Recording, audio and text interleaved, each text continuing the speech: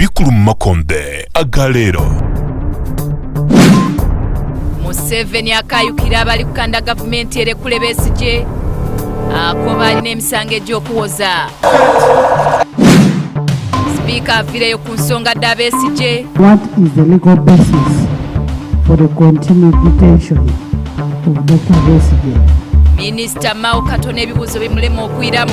Madam Speaker, I have spoken to ebibiina by'obwannakyewa byonna bikayukire gavumenti olw'okudobya Besigye bendale ku lwafuna obwidanda by'obusaaniire. Besigye is in prison with no legal basis. They have overthrown Article 23 of the Constitution. To say that to take a person's liberty.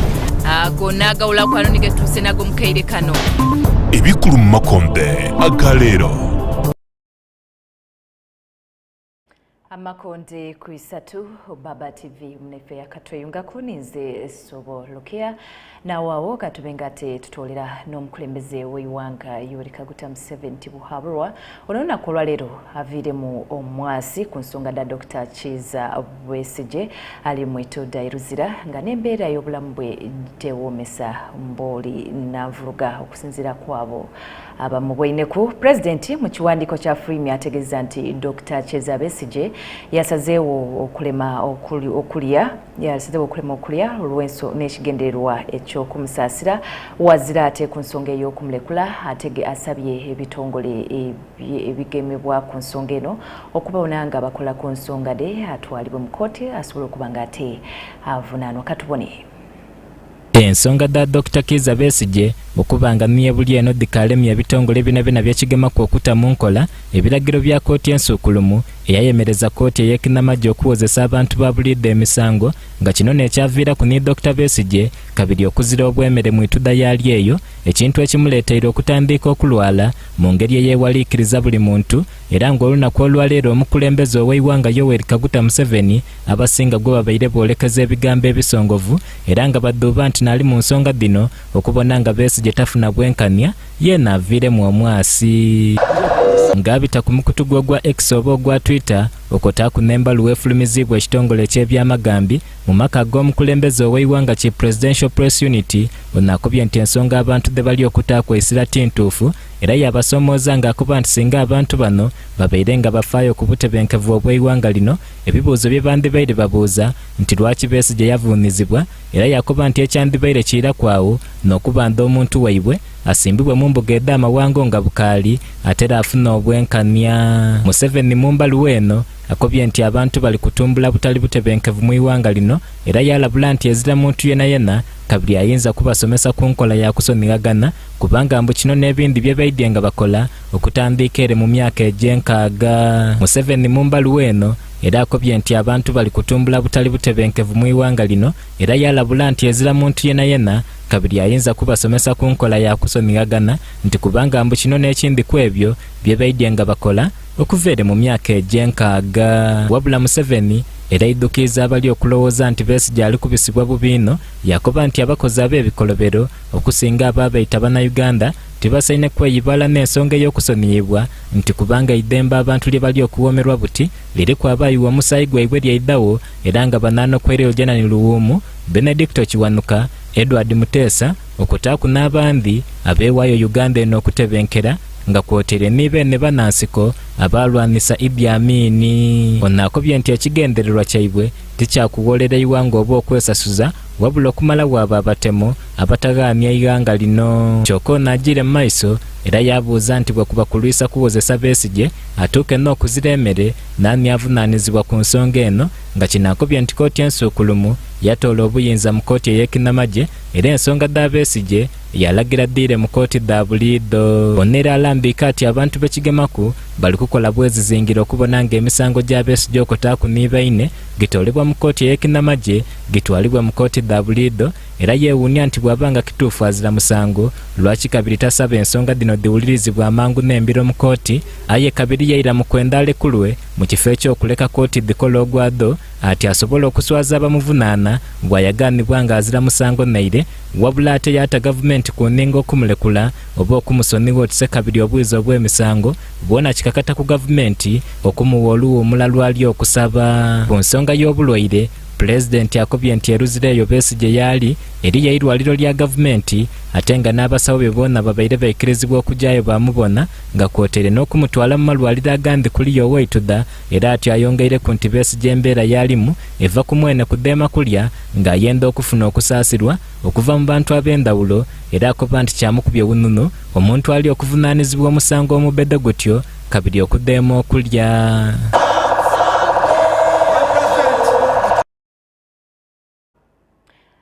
Ati omukulembeze w'eiwanga nga yina akaida ati eise ekalamu wansi. Spika wa Palamenti Anite Among yenalire matereke ni Minister w'ensonga dda mu mawango neigeramuzi ononga ni Nobert Mao olw'ensonga dda Dr. Kizza Besigye dikalo by'okuva mu iddiiro nga niye buli kati akalemere mu ituda wagati mu mbeera y'obulamu bwetali nnungi. Spika Among era ateire Minister Mao kuninga walala ni General David Muhozi ngono ni Minister omubeezi w'ensonga domunda basobola okuba nga atebeeramu ebibuuzo by'abantu lwaki Besigye akaali kuba nga ate obwenkanya katubone. Sipiika wa Palamenti Anite Among aviiremu omwasi ku nsonga ya Dr. Kizza Besigye okutaaku n'abasiba abambi abakuumi bweruzireeyo oluvannyuma lwa kkooti ey'ekinnamagye eyali ebawozesa okwemerezebwa kkooti ensuukulumu wabula ng'ensonga edda emisango gyaibwe n'okutuusa olunaku olwaleero bikalemeire mu iddiiro nga tidikolebwangaku okutwalibwa mu kkooti edda buliddo bawozesebwe ng'olunaku olwaleero bwabaire igulawo olutyamo lwa Palamenti. Sipiika ateire Minisita Nobert Mao ku nninga okwinongola lwaki Dr. Besigye akaali mu ituda na misango kyegimuvunaanibwa. What is the legal basis for the continued detention of Dr. Besigye in Lusera? 3. Under what instrument does Uganda Prison Service continue to hold Dr. Besigye? What steps have you taken to comply with the Supreme Court directive? 5. How long will we take to conclude the transfer of all active cases involving civilians from the General Court Martial to the civilian courts? Minister Nobert Mao mukwanukula onategeezezza nti ayogaire kunaakulira amakomera mu iwanga era yamutegeeza embeera Dr. Besigye gyalimu wabula ng'obulamu bwe ti bulungi naire n'akatono oluvannyuma olw'okudeema okulya butyena ku 7 ng'awangaalira bwa ku maadhi gonka. Hunger strike is a form of protest, and I accept what you have stated. He is protesting through hunger strike. All through history, prisoners who feel that they are being unjustly incarcerated have resorted to hunger strike. So, but it is not my purpose to go into detail why he's on hunger strike. I simply reported his condition and we admit that it is alarming. Onayongeireku era yalaganga banamateeka ba Besigye bwe batafiireyo kimala kukolagana n'ebitongole eby'endawulo ebivunaanizibwa ku kusengula emisango gye okugyiza mu kkooti edda buliddo era nga wano Sipiika Among ayongeireku okumusoya ebibuuzo ku kikyakozeewo nga minisita okubona nga wakiri obulamu bwa Besigye butwalibwa ng'ekintu ekikulu. Madam Speaker, I have spoken to the chairman of the General Court Martial who instructed the director of prosecutions of the court martial, who I also spoke to, and all that they are waiting for their file is this decree, which now we have. Sipiika oluvannyuma ateire minisita omubeezi ow'ensonga edda omunda mu iwanga ku nninga okukobera Palamenti Besigye buti bamusibira mu iteeka ki era minisita David Muhozi ali ku byayinongoire abakiise. Honorable Minister of Internal Affairs, under what instruments are you using to hold Dr. Kizza Besigye in prison? We need to craft a solution around it. But for now, I want to report, like the Honorable Minister said, the health aspects of Dr. Besigye are being addressed. Abakiise mu Palamenti batabukire ba minisita bano nga bwe batafiireyo ku nsonga da Dr. Besigye nga babone kooti boona benda afe bwa bufwe. We no longer, by the way, extract decrees. Chairman Mao, my colleague, we no longer extract decrees for purposes of execution. Court decisions by nature, especially at the level of Supreme Court, are self-executing. Oluvannyuma Minisita Mao baize ne Minisita omubeezi ow'ensonga ez'omunda David Muhoozi era Mao alaze nga Dr. Besigye bw'edda okutwalibwa mu kooti olunaku olw'enkyo okuwulira emisango egimuvunaanibwa. We did our duty, we responded very quickly because these letters which we wrote were about the Supreme Court. Now, the Supreme Court did not order the release of anybody. There's an order from Honorable Kakoza Ivan nakusakira emboozi eno ku lwa Baba TV Amakonde. Ensonga da Dr. Kizza Besigye dikalandiranirala era nga n'ebitongole ebya nakyetume wansi w'ekibiina ki Uganda Women Movement and Civil Society Organizations bino olunaku olwaleero byonna biviire mu maaso ku nsonga ya Dr. Kizza Besigye era nga bano baweere gavumenti nsaleesale wasaasira ndala yonka ng'emaze okuba ng'aterekula Dr. Kizza Besigye Mituda asobola okuba ng'ate ajafuna obwidandabi era bano batiisizatiza okweyiwa ku nguudo bakole wakatiisa singa omukulembeze w'eggwanga Yoweri Kaguta Museveni tavaayo n'alekula Dr. Kizza Besigye bw'aba ng'azira musango gumuvunaanibwa. Butini olwaleero abana bibiina bya nakyewa wansi w'ekibiina kya Uganda Women Movement and Civil Society Organizations olwaleero bavuire mu mwasi bawa gavumenti akaseera katono ino ng'erekwire Dr. Kizza Besigye ajja idandabibwa kubanga embeera yali mutekaawo myambooli na nvuluga. Mu mbeera eno Richard Kano Dr. Kizza Besigye yali kubitamu n'abasiba abandi bebakoba balekulwe embeera eno eri kutwoleka bwoleke mutabeeyo mbegayirire mutabeeyo ni mwerimba. Sala birete nakulira ekibiina ki Center for Constitutional Governance akobanga ekyeteeso olw'okuba n'ono ku kitebe kyabwe n'okutuusa eroboozi ly'ebibiina bya nakyewa ku butya gavumenti bw'eri kuliniranga eddembe ery'obuntu eri Dr. Kizza Besigye kwotere n'abandi abavunaanizibwa mu kooti ey'amagye era balangirira nti alekulwe bunambiro. To the people calling for immediate and unconditional release of Dr. Besigye. Bano ni balaze n'okwinamira olw'okuba nti gavumenti eno tekagondera nfuga ya kooti bwe baweere ekyokubonerako ekyokusalawo kwa kooti ensuukulumu okwali kwakakolebwa ku nkomerero y'omwezi oguweire. Supreme Court yavaayo n'egamba ebyo bibakwatira bannayuganda mu makomera g'abajaasi tebiriyo ate bakisazizaawo lwaki bakyamukutte. If the government wants to charge Dr. Besigye and others, they are supposed to institute fresh charges. That means that they set the people in custody free. They rearrest them when the files are sanctioned by DPP.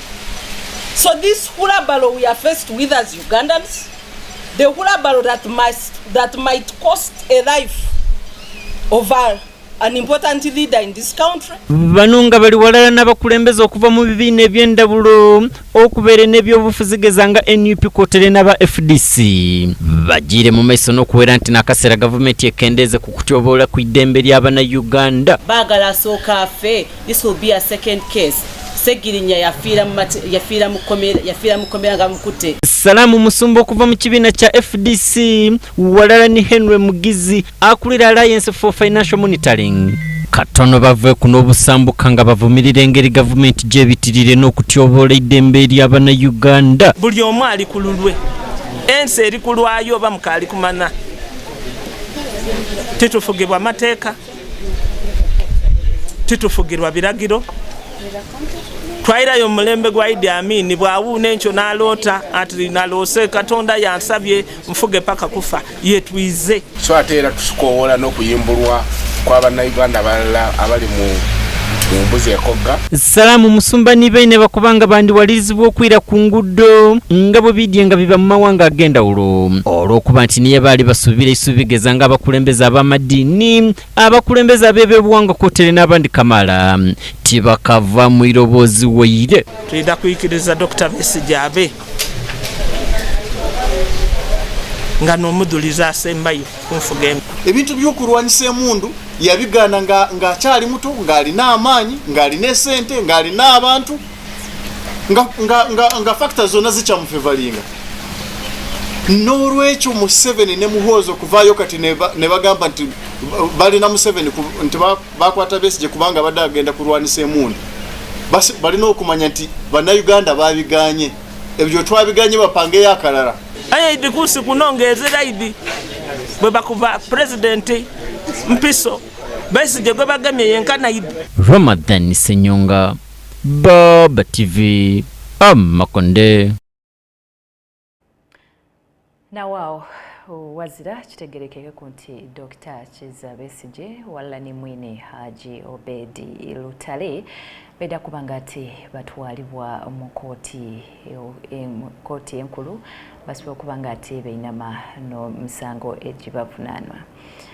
Amakondheku3 manje era tukaja mu maiso katubenga ati tutandika tuyongerayo ni ministry y'ebyobulamu enunga etegeziza nga bwetalijja kubanga ati rubira abantu kwetaya mnera mbitundu ebyalangirwa mu ekiwere kya Ebola walala ne mpox nti kubanga obusobozi obulwanisa ebibere bino byombiriri ministry ebirina bino byogeirwa ni minister w'ebyobulamu Dr. Jendothe Acheng bwaberenga asibula abantu munana bawoni ekiwere kya Ebola Sudan walala n'okutangaza ewanga engeri ekirwere kya mpox je kiri kubanga ate kitalega mu ewanga.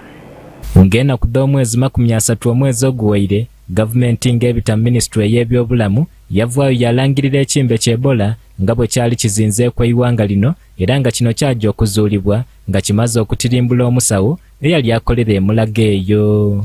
Kino kyawaliriza ab'ebyobulamu okustukiramu okubona ng'ekimbe kino likisansanira iwanga lyonna lyonna okutaku n'okutema empende ed'okukiniina ku nfeete era ng'abantu bonabona abaali nga babaire ku n'omusawo oyo yava mu bulamu obw'ensi eno baateebwa mu kweyawula era abaali bakakasibwa nti ekimbe kyali kibagemye batandika okuweebwa obwiddandabi. Olwaleero tugamba nti abalwadde bonna mu ggwanga 265 bonna betuyita contacts bonna ne tubateeka mu quarantine era abasinga batandise okufuluma nga batuusiza ennaku zaabwe 24.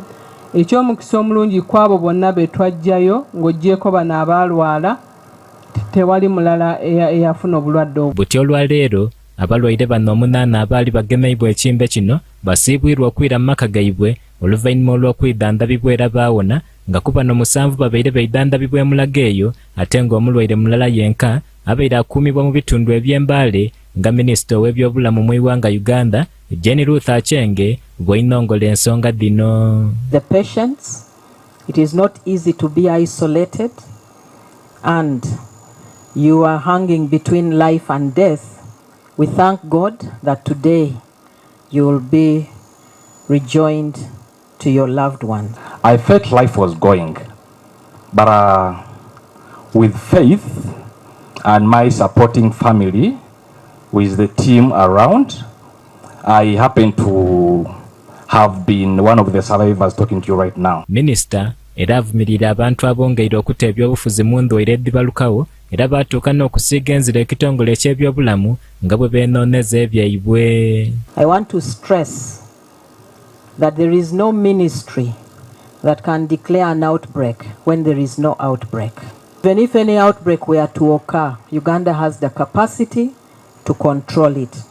So this should not discourage tourism, trade and travel. Wetwogerera abantu 256 nabakajja maiso n'okwekebedebwa era ng'onaasabye bannayuganda okwongera okwekuuma. I urge the public to remain vigilant and report any individuals exhibiting symptoms consistent with Ebola to the nearest health facility. For the next 42 to 90 days, we must remain vigilant.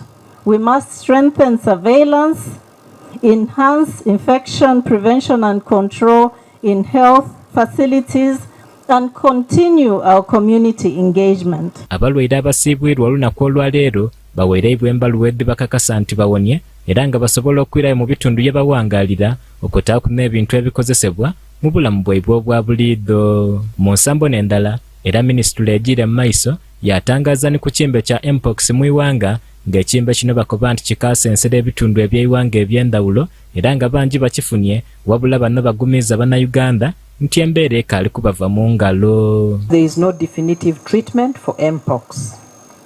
Clinical management, similar to other viral diseases, is primarily supportive and focused on symptom relief. However, vaccines against mpox are available, and Uganda has so far received 10,000 doses of the mpox vaccine. Nawao ebyonga ate tubiziza kumbali katubone ku nsambo d'Abasoga.